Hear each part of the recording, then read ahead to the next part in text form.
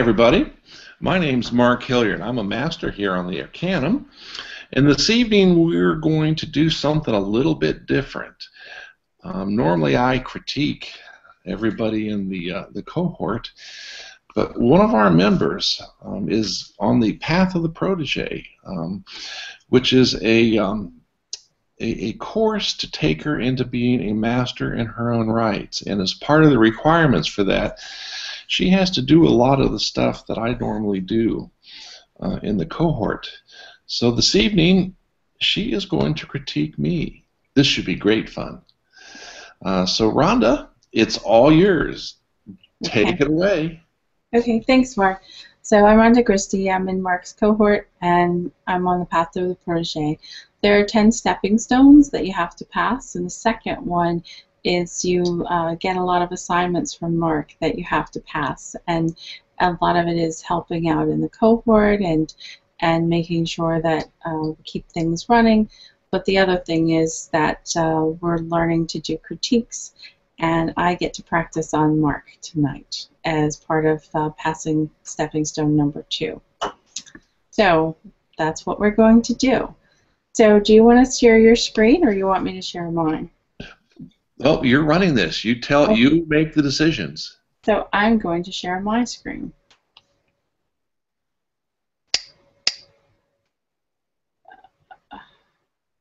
Let's see. It takes slower when you're doing it this way. Can you see my screen? Can you see yourself? Yes, I can. Can you see? Yes, your screen is up. Yay, great. And I'm not sure which screen you get to see, but I'm assuming you can see the bird. Correct? Yes, that bird trucking along the beach. Okay. So this is the first image of yours. You gave me a choice of 11, and I chose 6, but we'll choose 5 tonight. This is the first one that's up, and I would like to get where were you? And what were you thinking? What was the image that you were trying to create when you shot this one? Well, I'm really glad you asked that question. Back a couple of years ago, when I was so intent on shooting birds for the artistic pleasure of it, I was looking at the normal images that everybody else around me took. And I was getting tired of my images looking like everybody else's, which kind of happens when you are shooting birds. There's not that many ways to take them. So I'm standing there on the beach, and it's right at sunrise. The light is that nice warm butter light, and I'm looking at these birds, and I'm saying, how can I get something different? And this little voice in my head whispers and says, well, fool, you could get wet. You could go in the water and shoot back at the shore. Or you could lay down on the sand and get down on their level and attempt to show some sort of behavioral action. So I look at the various birds on the beach, and there are these willets, and they're just walking back and forth at ultra high speed in front of me, and I thought, you know, that's like that old t-shirt with the hippie, and he's got one leg out in front of it, and it says trucking. And I thought, I'm going to create a trucking shot of a willet. So I laid down on the beach.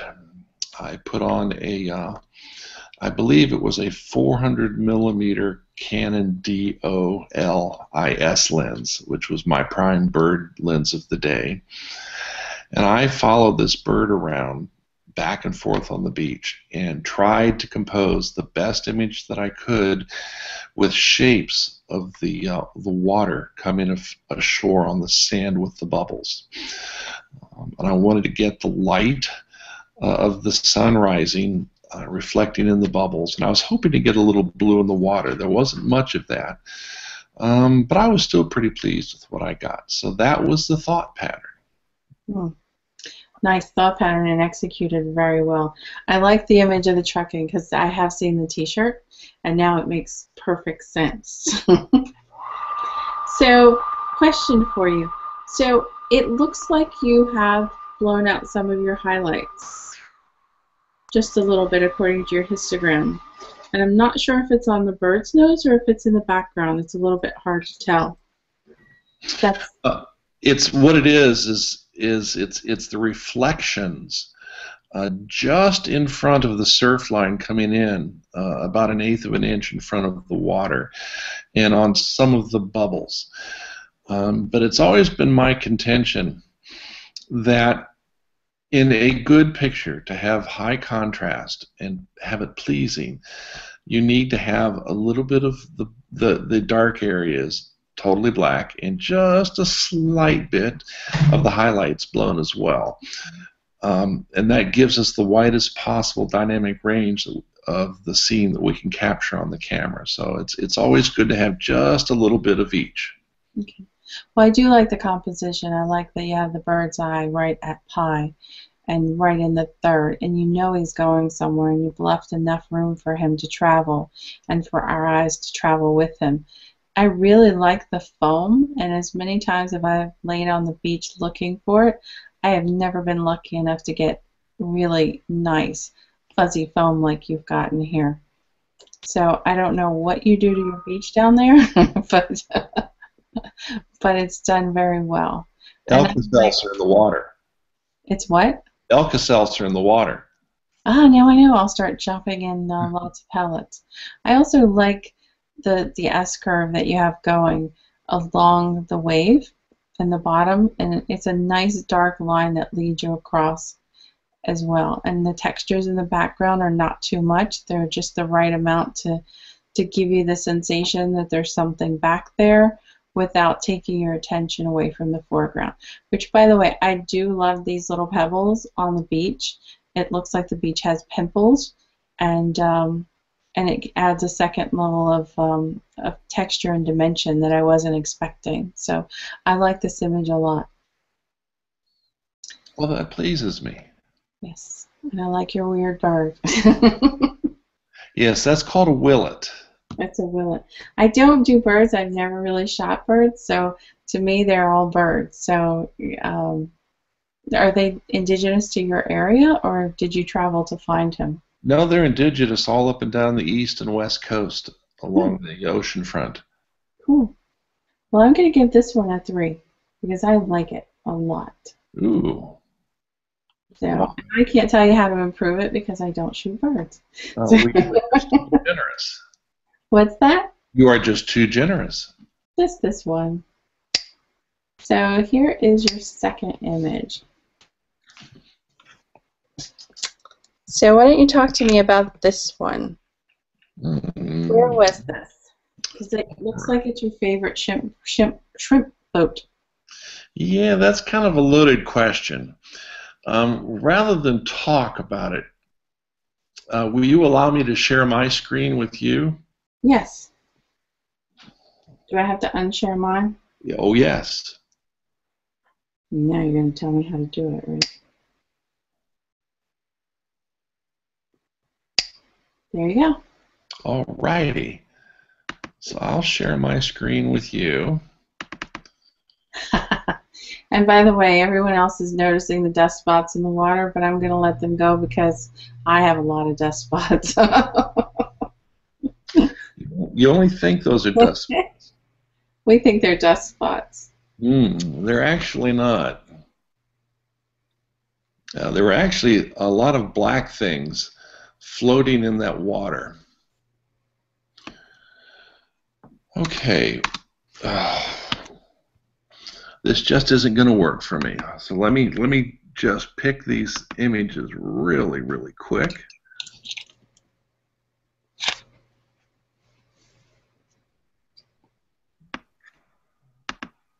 There we go. Nope, that's not it. Boy, talk about being unprepared. And you're the one who submitted the images. I know.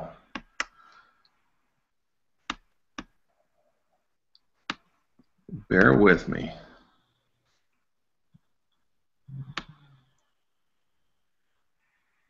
I just need one more image. There we go. One or One more. I'm in the area. There it is. Okay. As you know, I really, really love old decrepit scenery. I love grist mills and covered bridges. We've And noticed a trend. Yes, we have. yeah, it is. It's kind of a sickness with me. So here I am. I'm standing on the edge of the harbor in Swan Quarter, North Carolina, 2 weeks ago. And I'm standing in front of this magnificent scene just after sunrise. And I'm looking at these gorgeous boats. So I know the composition that I want. I'm looking to get the boats kind of centered, kind of a bullseye effect, but have the masts go above and go down below so that the masts really become the compositional element. So I get out my color Leica, and I set up on the tripod, and I thought, you know, this really isn't going to work because there's not really any clouds in the sky. But the colors are gorgeous, so I take an image, and this is the image that I capture, and I really like it. I love the saturation and the colors, and in color you can really tell how badly damaged these boats are. I mean, you can see these cracks here in the hull and the rust running down the sides, you know. And I'm looking at this in the camera and I'm thinking, this is just gorgeous. But there's something missing. So I know that I have to switch to black and white. And I'm not one to take a color image and then convert it to black and white. So I go in the camera bag and I get out the black and white camera, the monochrome Leica. Mm-hmm. I do the same thing. I take the same picture. And I like it, all right? But I found that the trees were dark and without feature and form. And the white of the hulls of the boats, they were nice. The reflections were nice. But the sky being just so blue was just utterly bland, and it just didn't have that oomph that I was looking for. It's a little flat. Yes. So life is a process, right? Mm-hmm. So I immediately take this picture, look at it, make a decision, take the camera off the tripod and put it back in the camera bag, and I walk back to the car, and I get my little Fuji X100S infrared, and I put an 830 nanometer filter on it. And I know what 830 nanometers is going to do to that sky. I have lots of experience in infrared. I know that it's going to take that sky and it's going to make it forebodingly dark. It's going to fill the image with mood. Yet the trees are going to show up whiter. They're going to start to get some function in the composition. The boats are going to be about the same, with the exception of this blue boat back here. That's going to go completely black. But that's a small price to pay. So that's what I did. I got the Fuji. I put the Fuji on, and I went in and took the picture and just fell in love with it. Okay, and it was a process for me, and it was so funny that I had to go through the process in order to get the image that I wanted, that I thought that I should share that with you, how I actually came up with the final image. And was the reasoning behind it. So at this point, I should probably let you take control back. I could get the image and show you, but what I'm going to do is I'm going to unshare my screen so you can have control back. Did that answer your question? It did. Was that too much of an answer, maybe? No, that was just the right amount. Okay.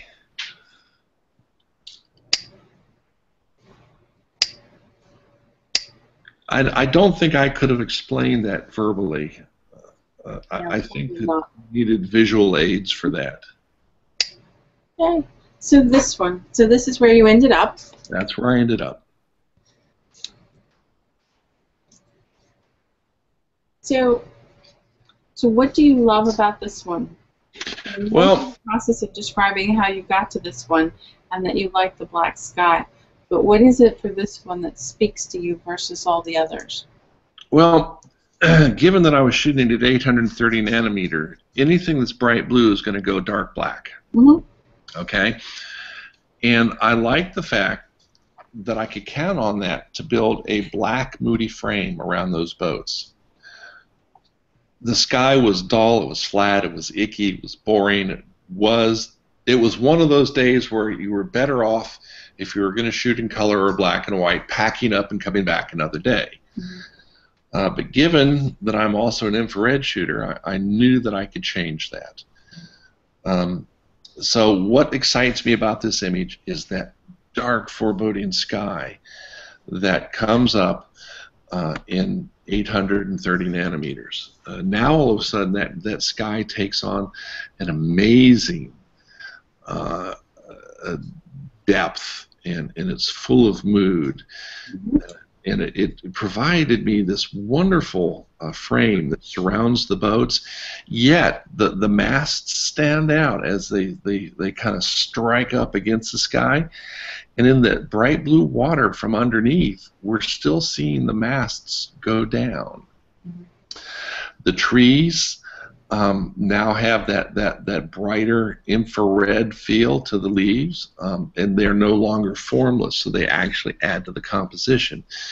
But particularly what I like about this is the effect of that water reflecting back up on the bow of those first two big shrimpers, the patterns in that bow. Now this was a fixed lens 35 millimeter camera. It's the Fuji XT1, and there was no way that I could back up any further and get more of those masts in the reflection. So this was a conscious choice. It was a trade-off to get the boats and have less of the mast in the reflections. I was standing in shoulder-high sea oats right on the edge of the water, and if I'd taken one step backwards, the sea oats would have been in the picture. So I had to make a trade-off, less reflections in the water to get that image that was full of mood. And it really tickled me how it turned out. I was very pleased with this. I like this one a lot. I like all the masts, the way that they're tangled up. And I like the fact that you did not purposely include the entire mast. I like the way that they're running off the edge, because the way they're running off actually pulls you in, and he pulls it into the line, into the upside down cabins, and then into the boat and up to the top, and then the dark sky pushes you back in and around the scene. The one thing that I like personally is a little more white in the trees, just a little more color, and I'm not sure if it's the monitor or because I've got two different colors going on here tonight, so it's the new one needs to be calibrated. So it's kind of hard to tell if the contrast is in the trees or not, because they look a little bit flat to me. Oh, okay. In person, on my calibrated monitor, those trees are about 2 stops below the shrimp boats, maybe 2.5 stops. Okay. And they have structure and they have shape. And if those were any brighter, they would actually become a detraction from the boats, which is my main compositional element. I didn't want anything else in the scene that detracted from my eyes going to those boats, which brighter trees would have done.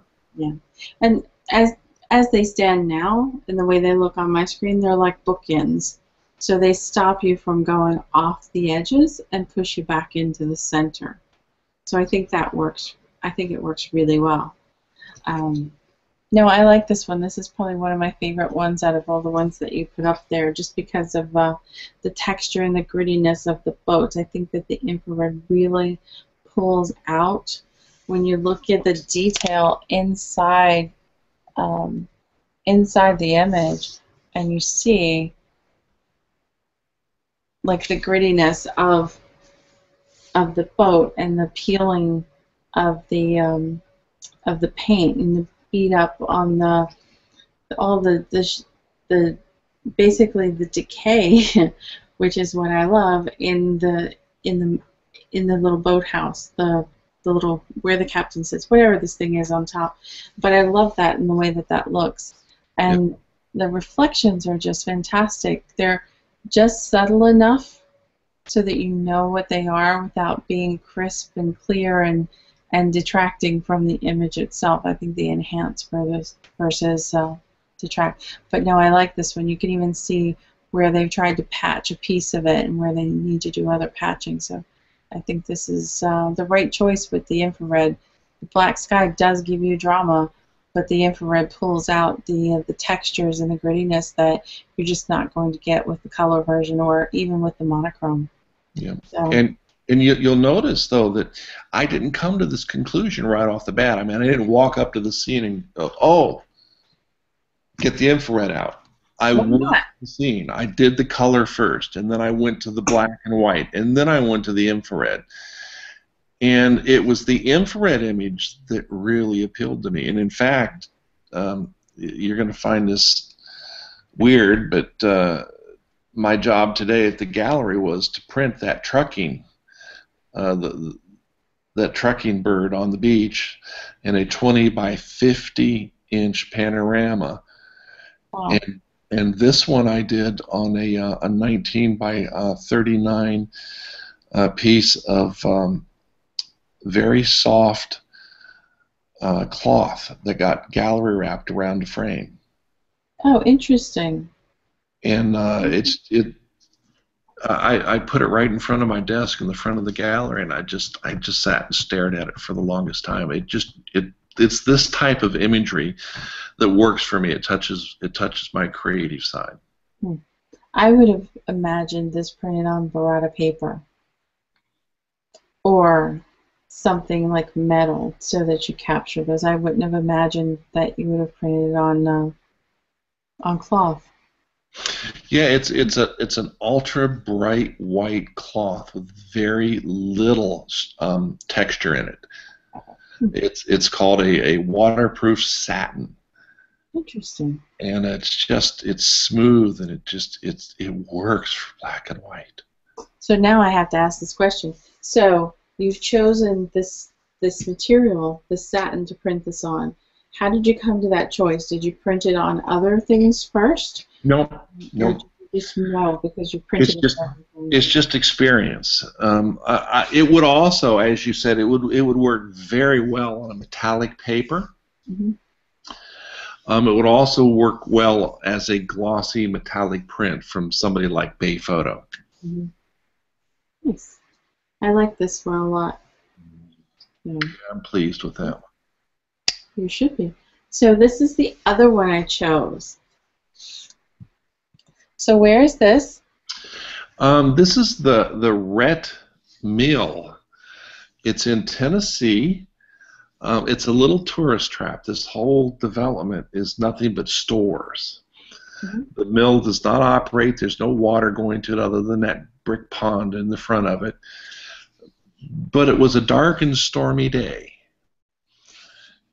And I looked at this and I said, oh, I'm just going to shoot this in infrared because I was too lazy to get out anything else. And stormy day is going to be infrared first. Sorry. And I looked at this and I struggled with the composition simply because there were too many commercial entities around it. Mm-hmm. If I went to the left, I got stores. If I went to the right, I got this stockyard, and I wanted the mill. So I noticed that they had these lanterns on the bridge going over the water. So I decided to compose using the lantern as an anchor point in the foreground. Now, later on, I will probably go back and re-edit this and put a starburst in that lantern. Hmm. And I will also add more space at the top of the mill because it's too crowded for me. It needs a little bit more space. I will just clone some clouds up higher. But I like the infrared effect. This was 830 nanometers again.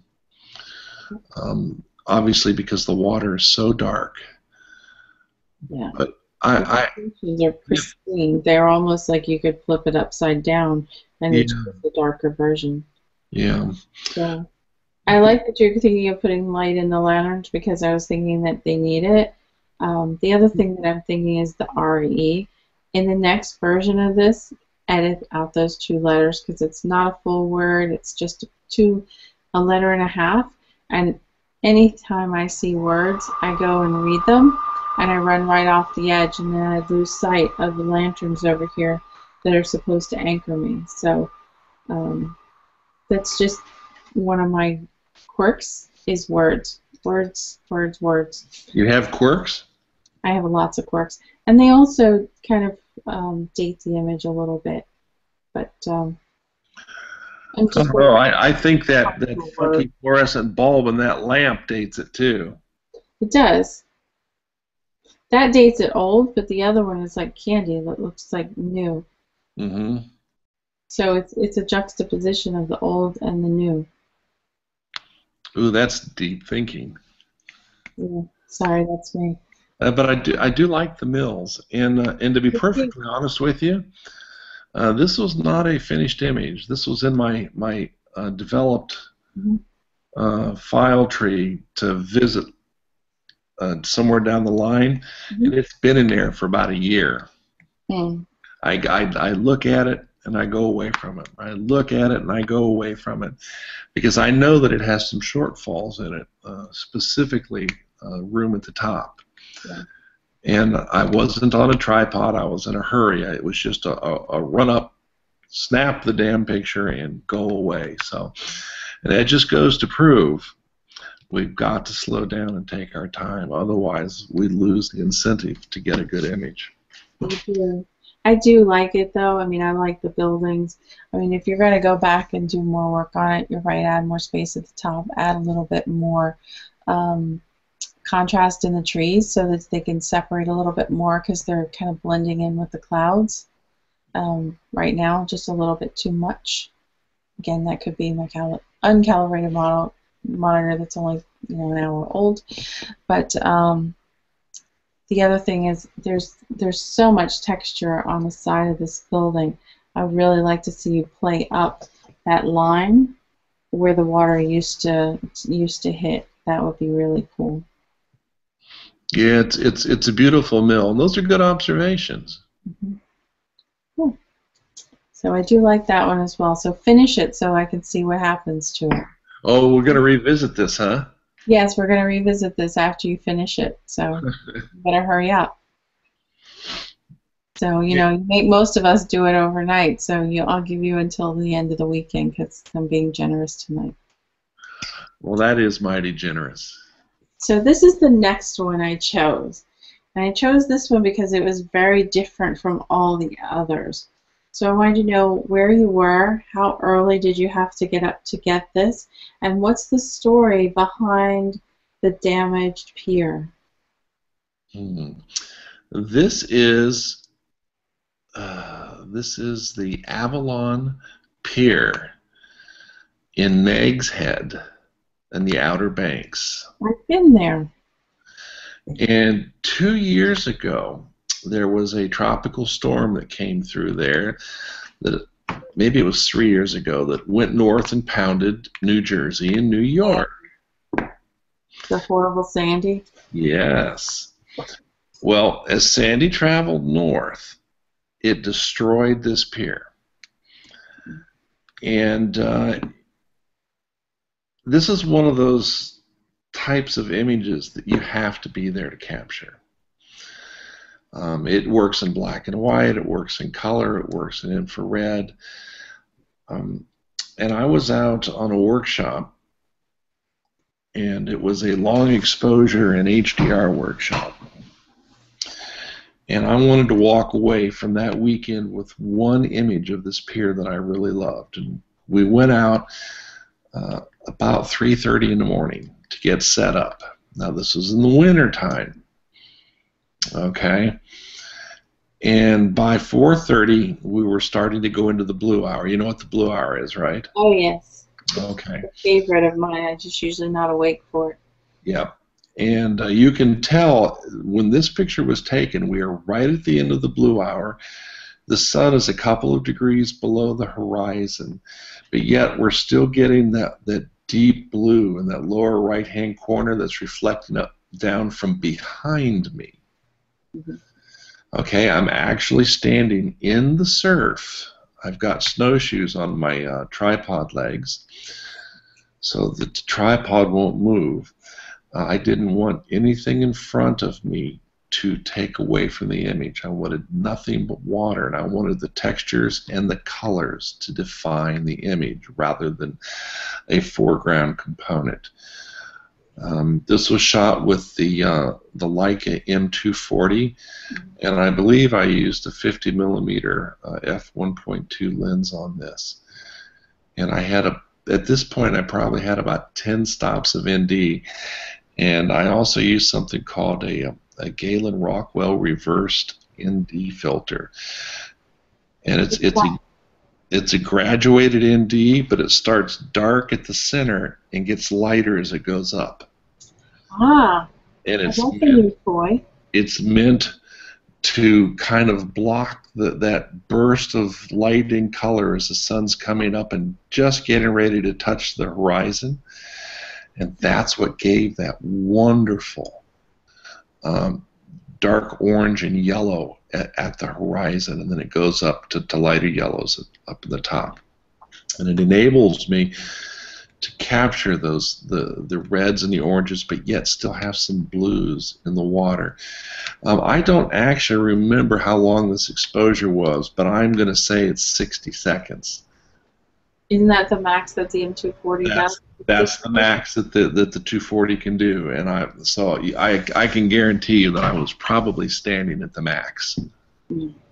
Okay, so that's what I was thinking. I was looking to have a symphony of colors and textures and color contrasts to define the composition, but yet have the wabi-sabi nature of that broken pier as the main subject, highlighted by hope of the new day as the sun came up and looked down on it and gave those wonderful warming rays of color and saturation. I think you also have one other little element in there that's interesting, is you have one light that works. One light that's lit up. So, all the others are broken and damaged, but one light bulb survived. Mm-hmm. And I think that's a little bit of a story in itself as well. So I really love the colors on this one and the way that they flow. It almost looks like a watercolor painting. And it's just the way that they flow together is the blues and the purples and the great yellows. Really, really cool. And I love the broken bridge. I took a lot of pictures post-Sandy as well. But none of them like this. Most of them more documentation of the destruction that existed here in the Northeast after that. And in retrospect, I probably should have been trying to take the ones that showed the hope instead of the despair. Yeah, well, I mean, we all look for different things. Yeah. Believe it or not, there were people on the first half of that pier fishing. Are they nuts? Is that what that string is hanging down? They put a gate. They boarded up across the end of that and made it a short pier. Yeah. Okay.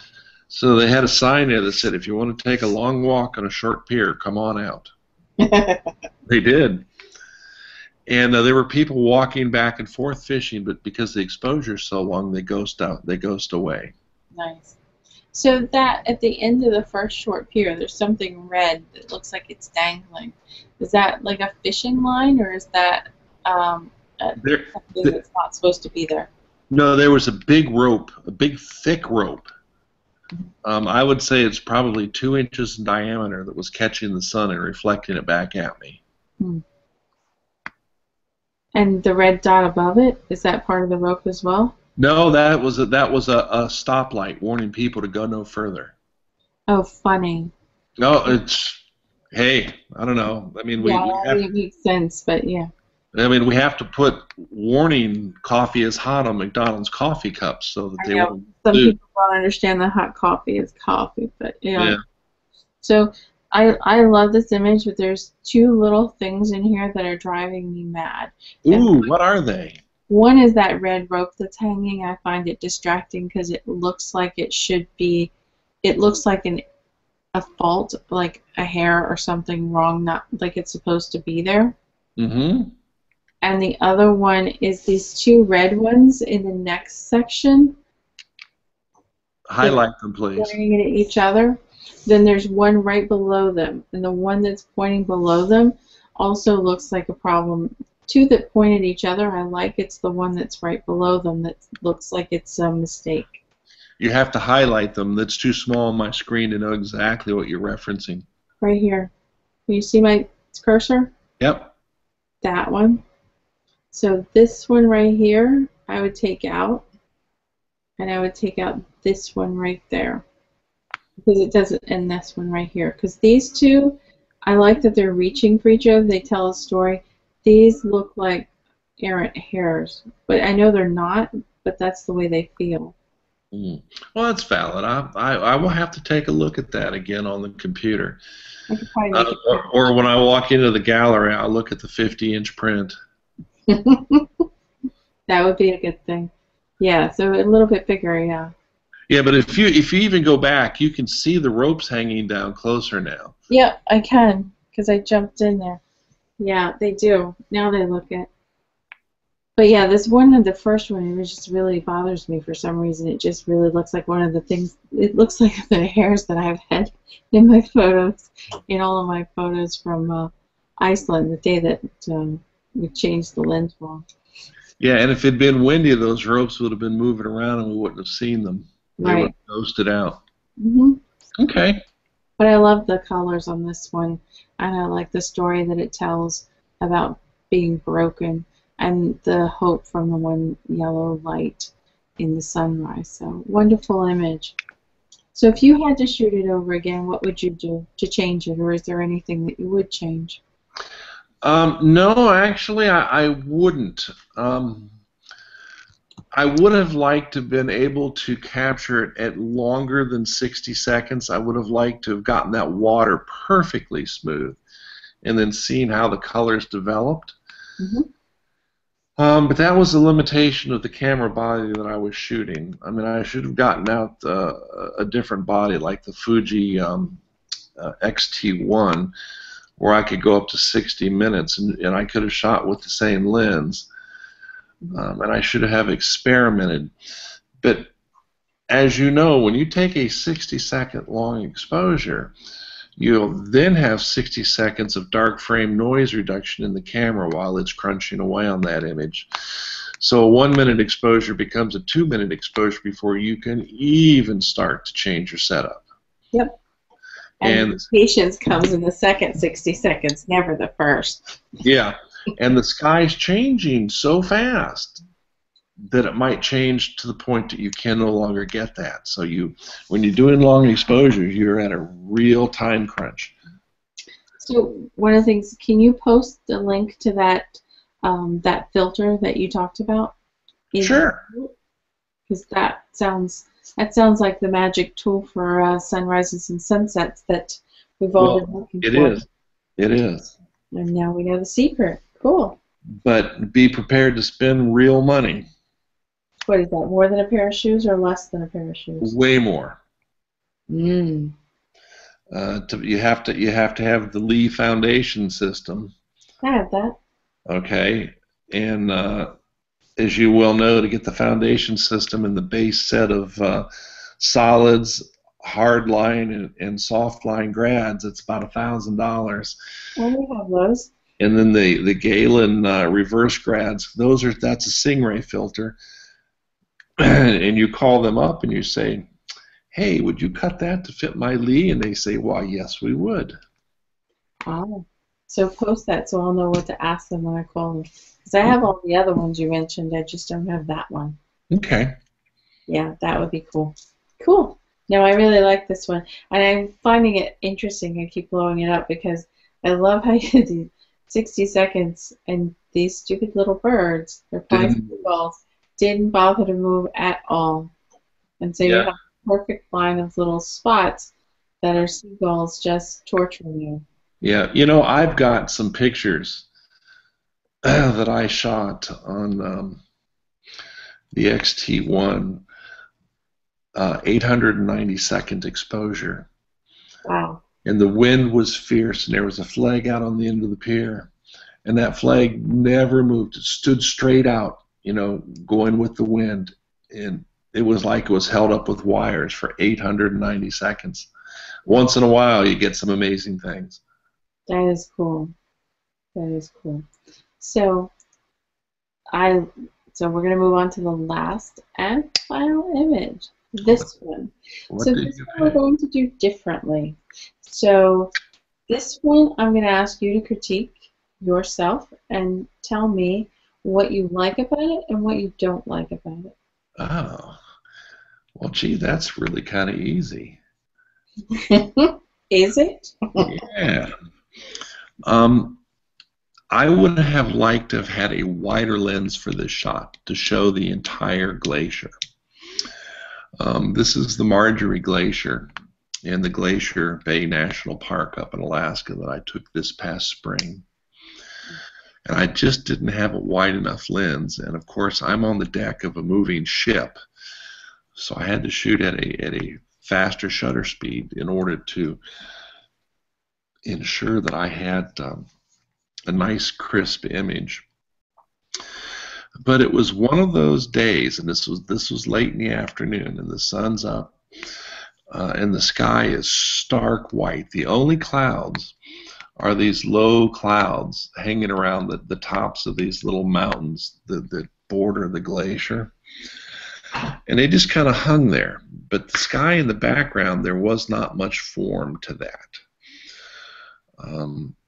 And if you look in the white area over to the left-hand third of the image, you'll notice that there's no definition of the sky there, and I so desperately would have liked to have had that. As you go higher from that point up to the top, you start to pick up a little darkness as we just approach the top of that panorama.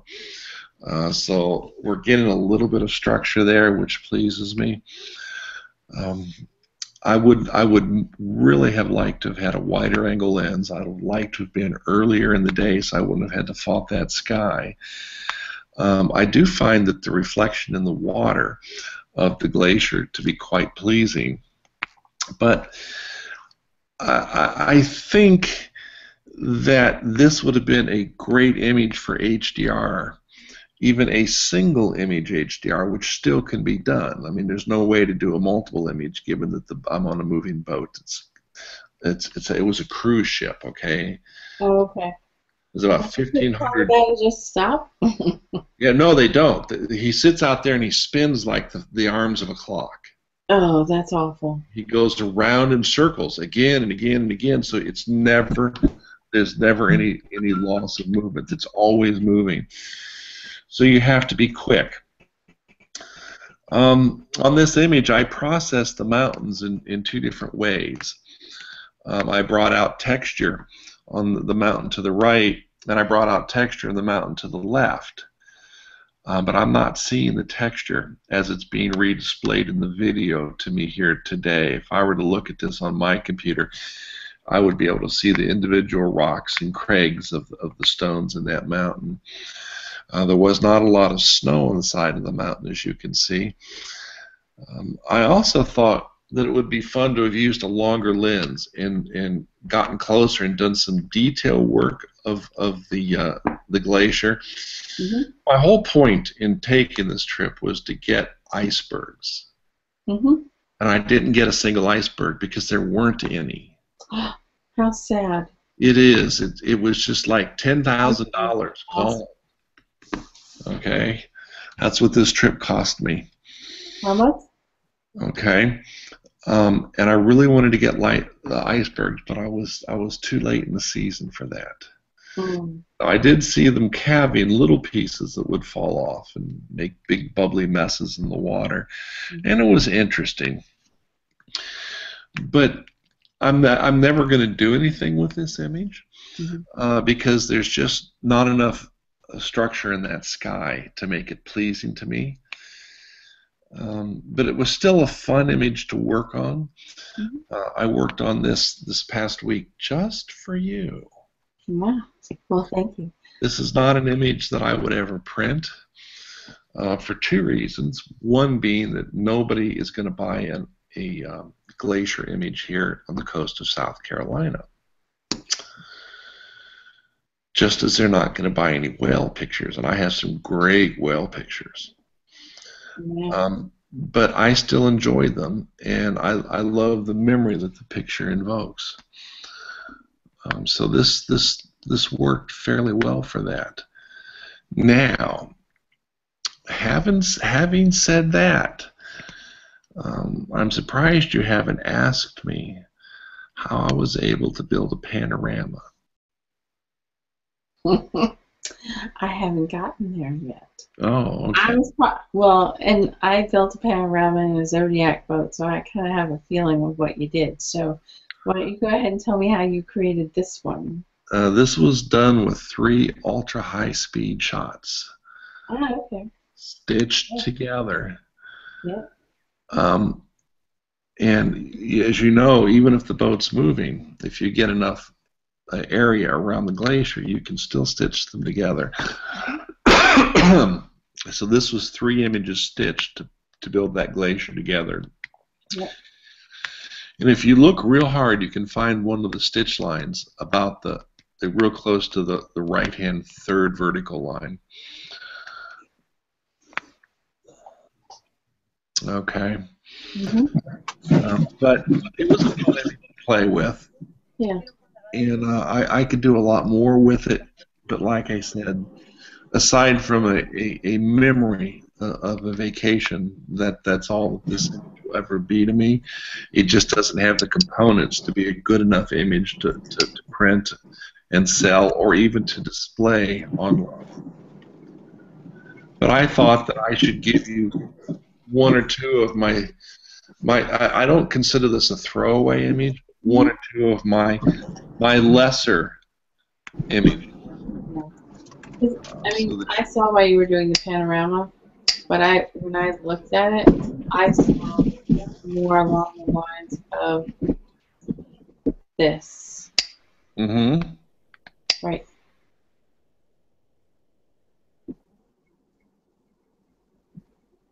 And that's what you were thinking? Yep.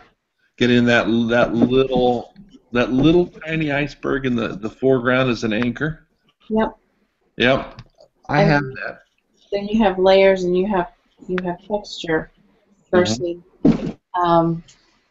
versus all the white sky and the distractions. And I saw that you could go in here and do something along the lines of that. Maybe even just tighter. Yeah, I didn't go in quite that tight, but I actually have a shot with a long lens of that other one that you just talked about. I believe this was a 50 millimeter lens, but I had a 280 millimeter Leica R lens that I put on to do a couple close-ups of this, thinking like you that I could do some detail shots, but I just haven't worked on them. Yeah. Because, like I said, this was a very frustrating image for me. This is not the type of landscape that I normally do, and it's very rare that I will do a stitched panorama. But I desperately wanted something to remember this trip by. Well, it's a nice memory because you do have the details and stuff, but it's the sky and the loss of some of the anchor points that are exciting. So Oh yeah. I would actually just not use the panorama piece, but go in and just pull the layers, 1, 2, 3, 4, out of a piece of it and let go of the rest of it. And then I Mhm. think you have something that you could put in your scrapbook and say, this is what Alaska looked like from a boat. Yep. And I will give that some thought. But like I said, this is just such low priority for me. Well, Other there's than a fun being one that you put irritated. on Facebook. Yeah, I was super irritated that I just couldn't get my iceberg shots. That was one of the main reasons that I went there was for icebergs, and the other was for whales. Now I got amazing whale shots, humpback, lunge feeding, coming 15 feet up out of the water. Just amazing. But again, I can't do anything with those unless I go to Alaska or Or out you stick or them out to on your California. have folks, don't folks from other parts of the world visit your website? No, No? no. That's Uh, a Can you create an alter ego called the Whale Dude? well, that or maybe I'll partner up with Sherry, There you go. and since she has all of that California anchor points, that because that is one thing. In the 2 week trip to California last month, we went on a whale watch and saw dozens and dozens of whales 10 feet from the boat. Nice. Then they weren't lunge feedings, but I got those great iconic shots of the big tail coming up in the air before they dove. Nice. But I can't do anything with those either. But I mean, we all have things that we like to photograph. But this just goes to show, how I made an attempt to go out of my comfort zone. Mm-hmm. And we should all do that. We should all try and go out of our comfort zone. Because you tell us all the time. Yep. Not shoot something you wouldn't normally shoot. I do try to practice what I preach. Well, I'm glad you shot this one because it's nice for me to see it and know that the water is creepy blue and that the icebergs are blue and black and white in Alaska too. Because I thought we were just having some surreal moments in Iceland. Well, the world's biggest glacier is there too. I can't remember what it was called, but it is solid black. There isn't any white or blue on it. Nice. It is solid black. Nice. Hmm. Okay. Well, you've passed.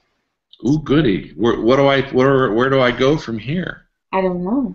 I guess you have to go back to remedial training, right?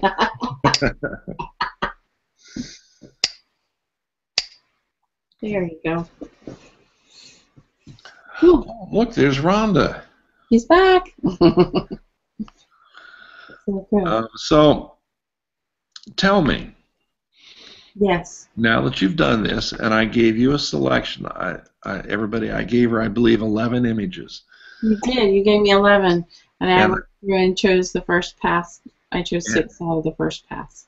and I gave her 2 images that were marginal,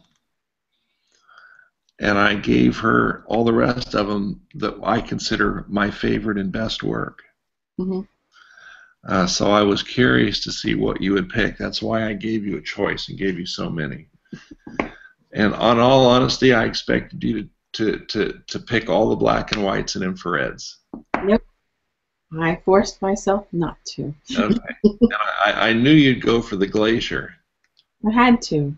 Well, I mean, you just did the Iceland thing. I know. Because I was like, oh, ice. I have to choose that. I had to choose a color, and I had to choose a bird because I don't do birds. Yeah. But I do think that you did a very good job. You communicated very well with me. Good. You highlighted the pluses and minuses of each image. You looked and tried even minuscule areas of improvement because we all can improve. Okay, and that's important. I never stop learning. Okay. Mm-hmm. I did that iceberg work this week, or the glacier work, just for you this week. Oh, well, thank you. Now the bird trucking along the beach, that was at the request. I just did that this week too. That was at the insistence of that new gallery that I'm going into. Nice. I let her look at my online portfolio, and I let her pick 2 images. any of mine that she wanted, and she picked that one, and she picked a big montage of 3 images that compose one image, 50 inches high and 72 inches wide. Oh.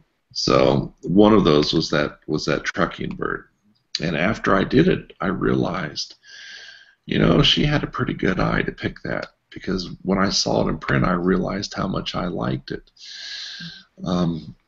So that is another case of us learning. Mm-hmm. I am always amazed at what other people pick and like of my own work. I obviously can pick some winners, but some of the ones that I love the most, people won't pay a quarter for. Yeah. Okay.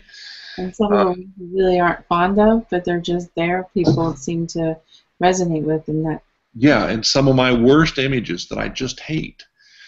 I've got some images that I took on the original Canon D30, the first Canon digital that came out in the consumer line way back when. Yeah. I still print them, and they still sell, and I just hate them. They See, it doesn't matter what you like. No, and that's the point that I'm trying to make. It doesn't. The public has its own whim. It has its own rhyme and reason, and it's not mine to question it. All I try and do is do the best that I can do and present it honestly to the voters out there, and then see what they go for. And I watch everybody that comes into the gallery. I look at every image that sells, and I am always amazed. I am. Sometimes I'm amazed in a positive nature, and sometimes I'm just sick. Okay? And there's nothing I can do about it other than to pander to their whims. Mm-hmm. Well, hopefully there's more that you like than not like going out the door. Yeah. So, anyways, that being said, I think you did an excellent job here today. You are finished with your stepping stone 2. Yeah, now I have to go see what I have to do for 3. Everything that I wanted you to do has been done. Oh, yay! But that doesn't mean that you can't quit them here on the cohort. Yeah, no, I have to figure out what 3 is and do that too. Yeah, but there won't be any more like this. No. Okay. Okay. So I'm going to stop the broadcast. I'm going to thank everybody for coming and spending the time with us. Thank you, Rhonda, for taking the time to do this and to think it through. You're going to be a mighty master. I can see it coming. Like maybe those.